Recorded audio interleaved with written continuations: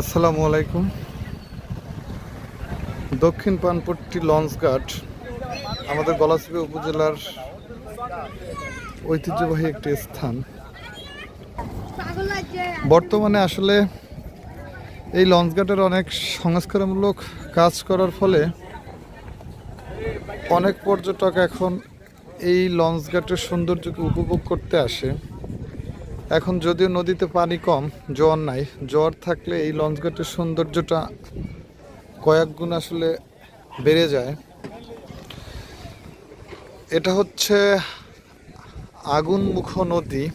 এই যে মাঝখানে চর পড়ছে, এই যে একটু জুম করলে দেখা যায় চর পড়ছে। এই দিকটায় একই অবস্থা, এই দিকটায় চর আছে। আর এই যে সামনে কাজ চলমান, এই ধরনের ব্লকের কাজ চলতেছে, সামনে আর হবে। তো আসলে আমাদের নদীকে রক্ষা করতে হলে এই ধরনের কাজ করা অত্যন্ত জরুরি। আর যারা এই ধরনের কাজ করছে সরকারকে ধন্যবাদ জানাই।